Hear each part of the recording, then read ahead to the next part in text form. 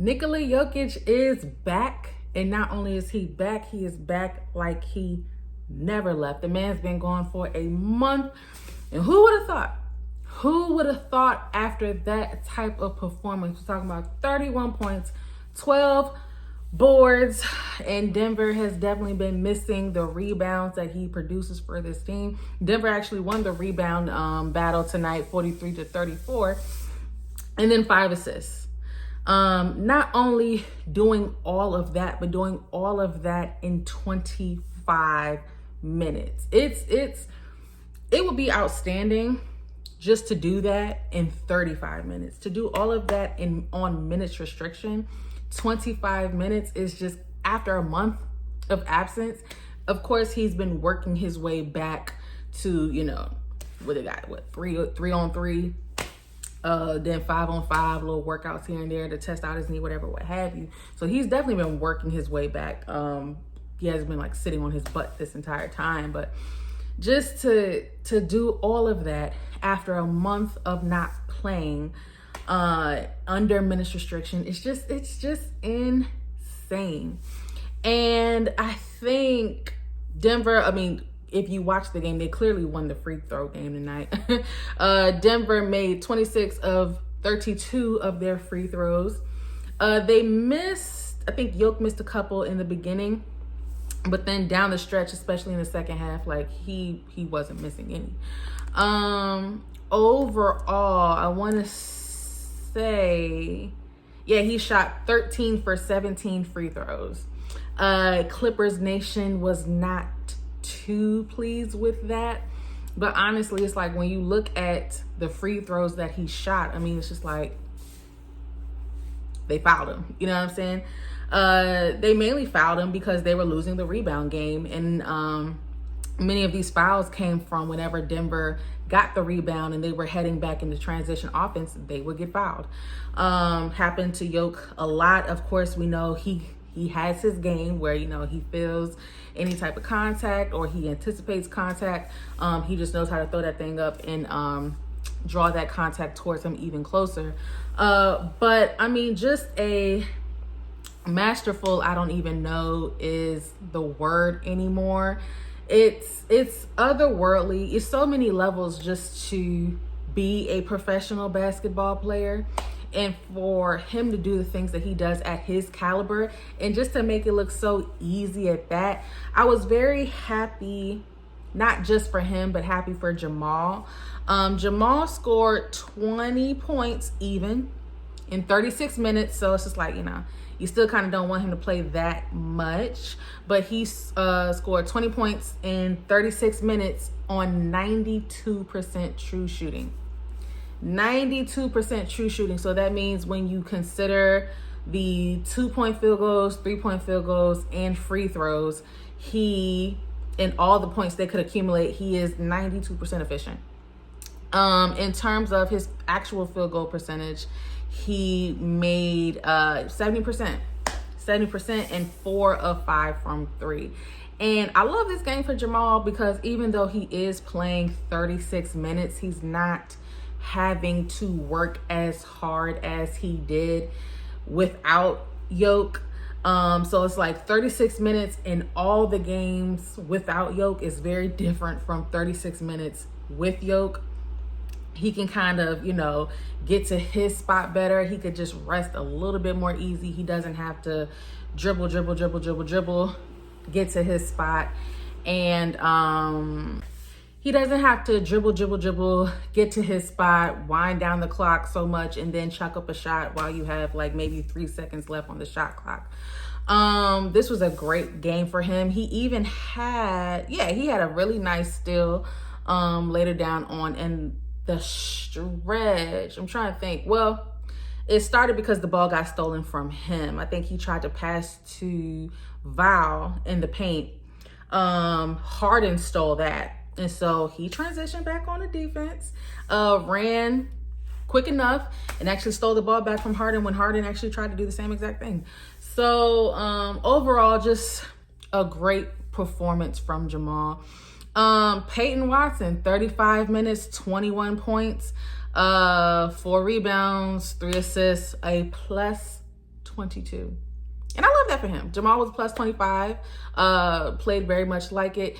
Jamal, he also has a few really good defensive performances. Yes, he had that steal, but in terms of just like playing defense one-on-one against Kawhi and Harden, I was very impressed. Peyton, now that we're going to talk about defense, Peyton had a very well-balanced game. He was plus 22, and I think he definitely played like it. I think in the game against Detroit, he was a plus 0. Boost that up to play against the number 1 team in the West for the month of January, and he was a plus 22. He played great defense on James Harden. James Harden, he definitely had some stints where those screens that Zubac was setting for him were very effective.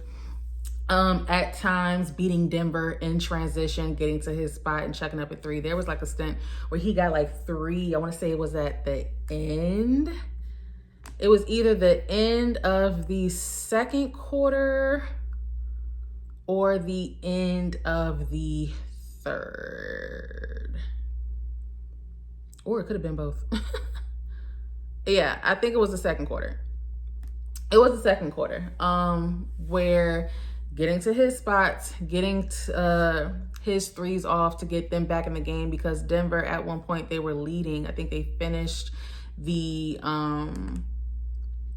second half up by 9, 59-50. But considering all that Denver was going through before, literally running on fumes with this depleted roster, with having 4 starters out, those 9 points that they were up by at the half, they felt like more than that.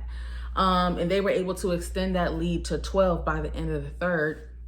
So overall, like, this game, it wasn't a perfect game, but they played really, really, really well defense. Again, on the number 1 team in the West in the month of January. Clearly not the number 1 team in the West overall, but in the month of January, the LA Clippers were the number 1 team in the West. They were 11-3. And then Denver hands them their 4th loss right at the end of the month. Talk about poetic. And mind you, like, the announcement that Jokić was coming back, it was like midday. You know, depending on what your time zone is, it wasn't like in the morning. And it was just, for me personally, it was the perfect pick me up, because I was also, you know, sad Aaron was out. And then it's just like, okay, kind of mentally preparing myself just to watch the game, you know, take my notes and just see whatever they could do. And then boom, Jokić comes back in. Such a positive reinforcement. And they as a whole, they played really good defense. Let's see, Bow, he had 2 blocks. I believe they were both on Harden. But overall, Peyton had the defensive assignment on Harden. Spencer Jones had the defensive assignment on Kawhi. And he was really good. I'll get to him in a minute, but just focusing on Peyton. I think Peyton did well for the most part on James Harden. There was a part down the stretch, especially in the 4th quarter, where, I mean, the Clippers are losing. And Harden, he did some good things by, you know, mainly due to Zoo, you know, setting his screens. And then Harden has a choice. Do you want to feed Zoo the ball in the paint? And they did that for about 3 times in a row, and it was very effective until, like, it wasn't. Or do you want to shoot it yourself? Do you want to drive, go for a floater? Do you want to pass it to Chris Dunn or John Collins? Or I think Sanders was out there. Kobe Sanders was out there. Baby, Chris Dunn, I will applaud him for his defense. Of course, every time the Clippers play Denver, Jamal is going to be Chris Dunn's main assignment. However, clearly that wasn't effective, because Jamal scored 20 points on 70%, 92% true shooting. But baby, I mean, just offensively, Chris Dunn, what? He had 1 open corner 3, and I think he had 1 floater a little bit beneath the free throw line, because I mean, like, nobody was around him. I think it was something in transition. He beat everybody in transition. Nobody was really there except for Val and he wasn't making anything anyway. Val didn't close out on it. And so he made that. That was like in the fourth quarter. But baby, Denver in general did such a great job closing out on Kawhi, closing out on James Harden, forcing them to pass the ball. And the three players that were available to shoot the ball, they shot from three. So this wasn't a moment where, this wasn't a game where I feel like the Clippers got a lot of middies in. The Clippers, even that, they only had 43? You only have 44 paint points. And considering how Denver has been playing throughout this entire month without both of their centers, even with Zoo coming back, they've been allowing a lot of points in the paint. You know, a lot of the times when teams have played them, they've gotten like upper 50s, low 60s points in the paint. So for Denver, for Nikola Jokić to come back, and he got in foul trouble. He did get in foul trouble. I think he had like 3 fouls in the half. And I think it stayed that way. But considering the fact that, you know, throughout this entire month, playing sort of kind of without both of your centers, or with only one center, Denver has been allowing a lot of points in the paint. So for Jokić to come back, honestly, I didn't really feel like he was playing like hard defense in the paint. He did get a steal. He did get one steal on Kawhi, but that wasn't in the paint. That was like on the wing anyway. Yeah, Kawhi, he tried. He really tried, and don't get it twisted. That's still Kawhi Leonard. He's been on a tangent lately, but Spencer Jones, whether it was Spencer, Denver in general, I think did a good job guarding Kawhi. In the fourth quarter, there were a couple possessions where it was like Jamal and Kawhi one-on-one. I think it was Peyton and Kawhi one-on-one. It was mainly Spencer Jones and Kawhi one-on-one. And if it wasn't Spencer and Kawhi one-on-one, Spencer would go to Jordan, who was ever on him one-on-one, and trap him. And it was so effective. He was not really, I want to say, in the fourth quarter, at the top of the fourth quarter, LA, they went on a pretty good run. But they also didn't have a really good, they had their second unit in. It wasn't good. Wasn't good. And, you know, it's just like, yeah, you got to rest the lineup that you want to close.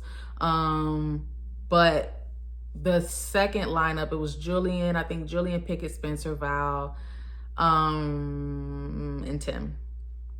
And in that lineup, Clippers were kind of able to kind of get whatever they wanted. But when you bring in the main cast, either your starters and sub Bruce in for Pickett, even when, no, I think it was Jamal, Bruce, Tim, Peyton, and Val. And then Jokić came in to sub in for Val down the line. And then that was the group that finished.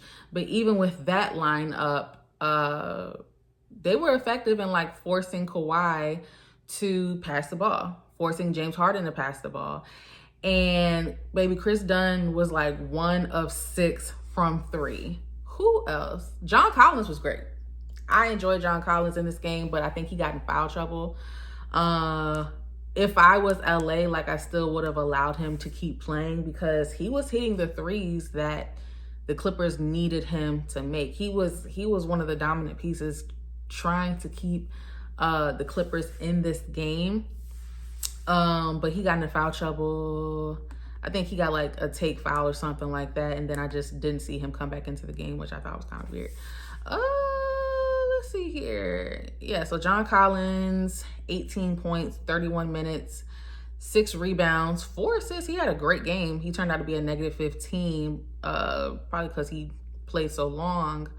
And let's see here. Yeah, 4 of 7 from 3 and 4 fouls. So he had the most fouls on the team. But I enjoyed him. Fun fact, I actually wanted John Collins like in the off season. We got Cam instead. Not mad at it, but I did think John Collins would provide some athleticism, some shot creation that Denver was missing at the time, just having another body outside of Jokić, outside of Jamal, maybe even outside of Aaron, to just create and just kind of take that burden off of Jamal. So I wanted John instead of Cam, but then I heard we were getting Cam and I was like, okay, cool. And, you know, Cam hopefully should be coming back soon. It's crazy to think because their next game, of course, is against Sunday against OKC, and we really don't even know, like, we don't know if we're going to have the same lineup as last time. I don't think Pickett could start in OKC. Chris might be back. It'll be very weird. They didn't announce anything today. But Chris might be back. Who knows if Cam is back? Cam might come back in like maybe another week. But David Adelman had mentioned that he does expect everybody to be back before All-Star break. So that should be fun. James Harden. Well, no, we'll stick to Chris Dunn. I felt so bad for Chris. I felt bad for Chris Dunn, and I felt bad for Brook Lopez. Chris at least had 5 points. He had a 3, and then he had a jump shot. Brook couldn't do anything, baby. Poor Brook, and he was getting called for all of these fouls. He had 4 fouls. It feels like he fouled out because he was so mad. He was so mad at like every foul that he got. But it's just like, brother, you're going up against Nikola Jokić. He knows how to do this. 0 points in 16 minutes. I'm surprised he was just a -10. 3 rebounds. So yeah, it was funny because the Clippers, they shot really bad from the 3-point line. 14 of 40. So Denver overall, it was pretty great to see them force 40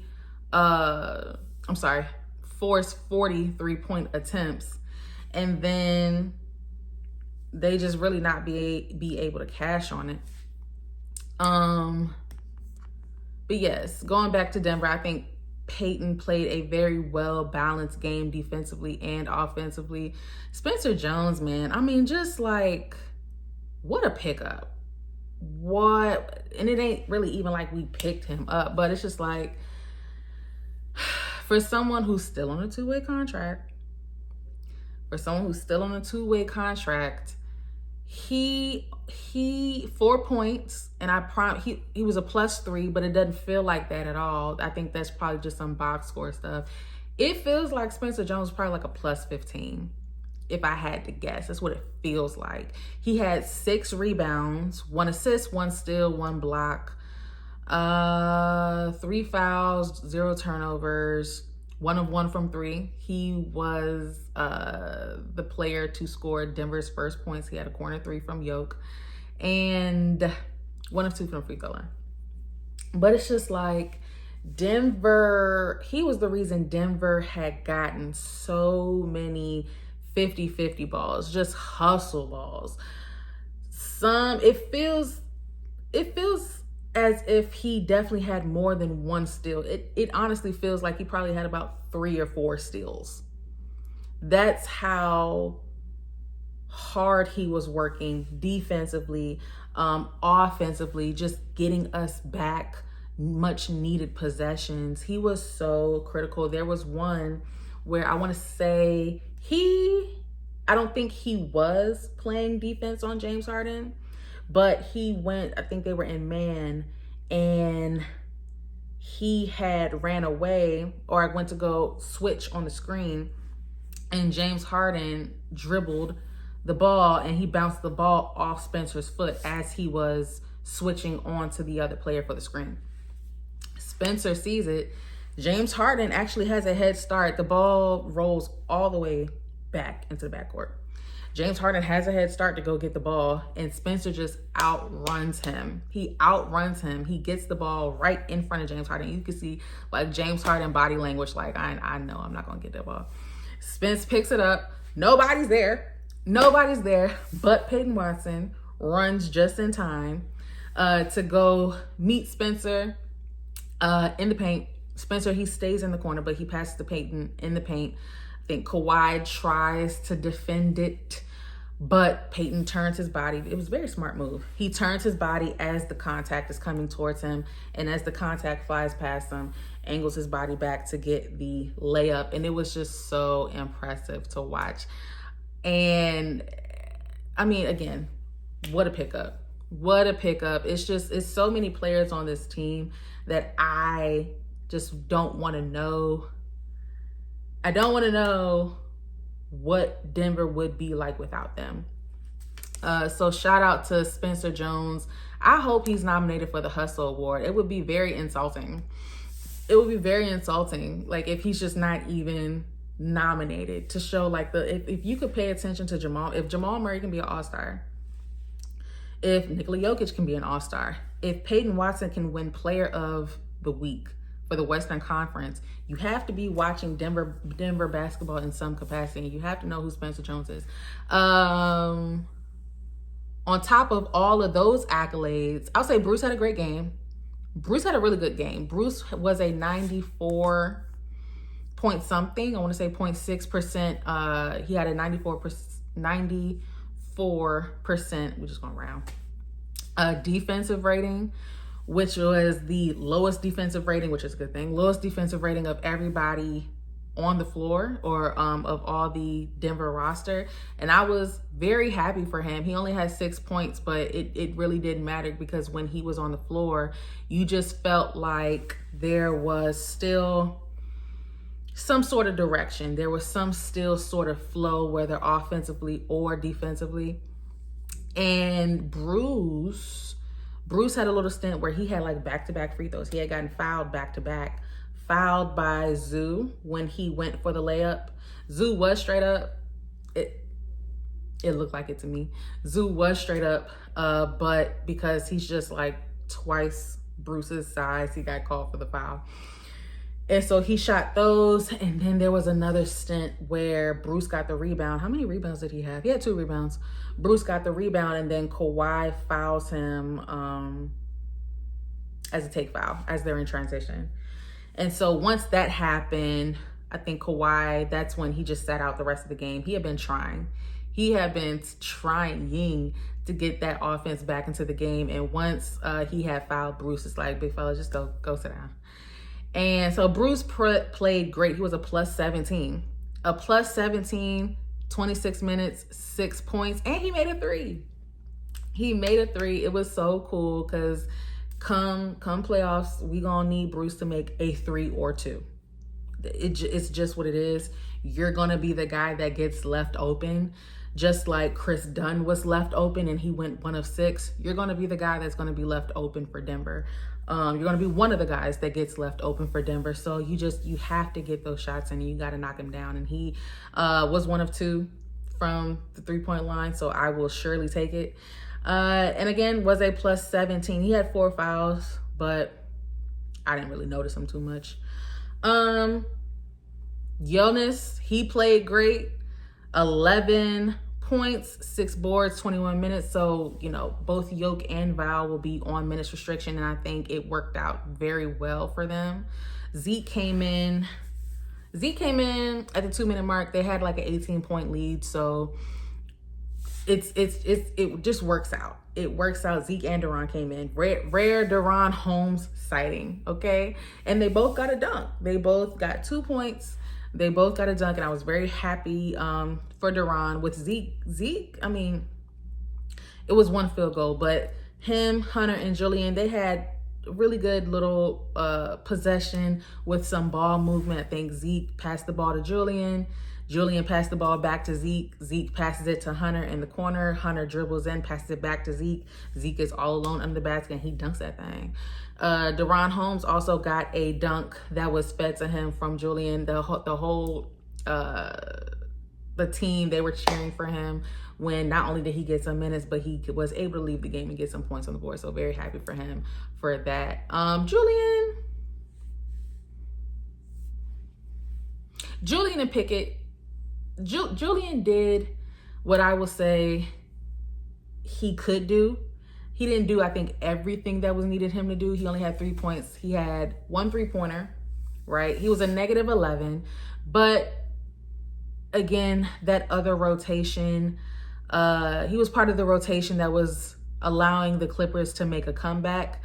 They were up by 12 and they went on a 13-5 run at the top of the fourth. Julian was a part of that lineup that kind of was the reason for that. I think at one point they got within 1 point.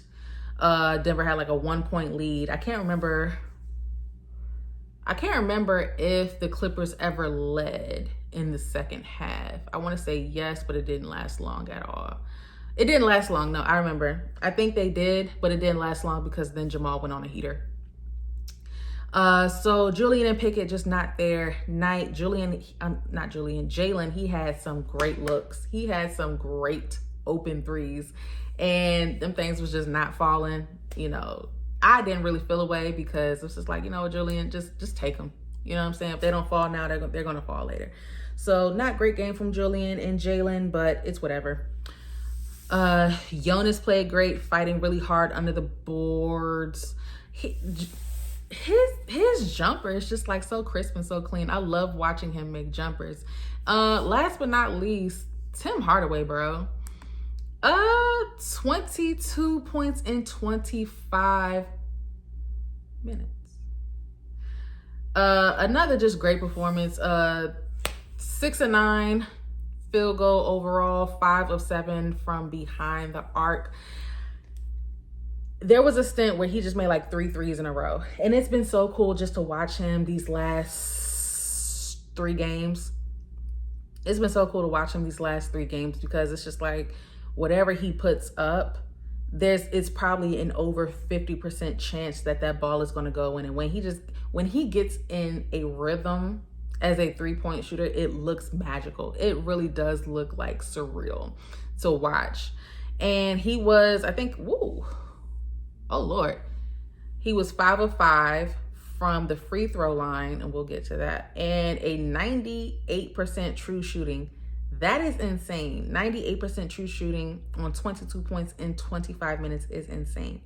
Now, the sour thing about Tim, before he got fouled at the 3-point line. He missed that 3, but I believe he landed on John Collins' foot.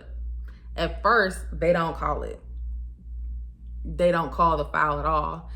And of course, you know, there's been this, and then they review it because Tim, it took him a long time to get up. And then even when he did get up, he was shaken up.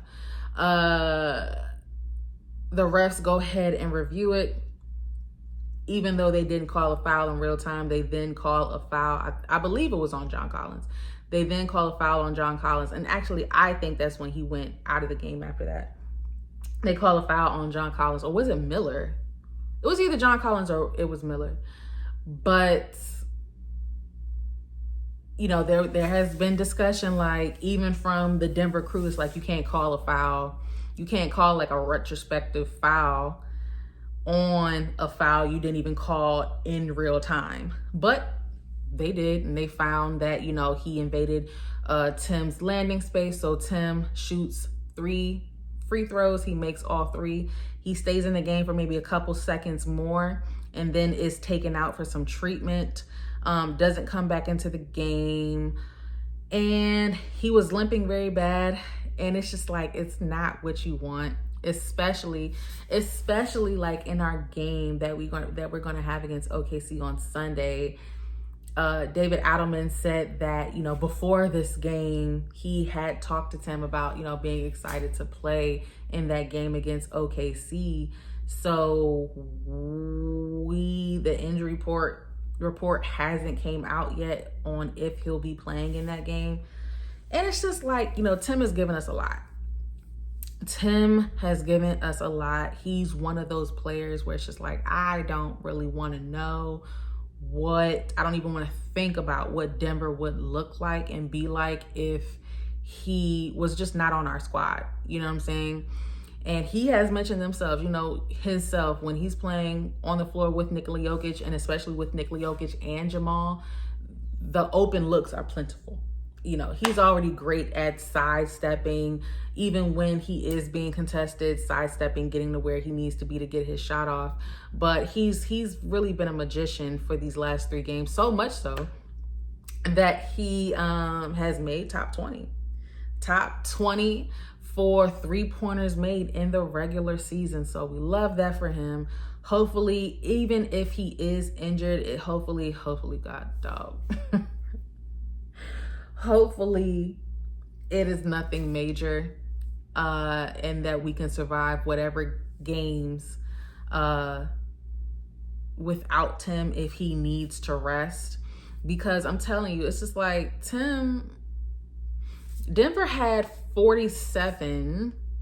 I'm not about to count. I counted this before, and I remember I counted 47 or 46.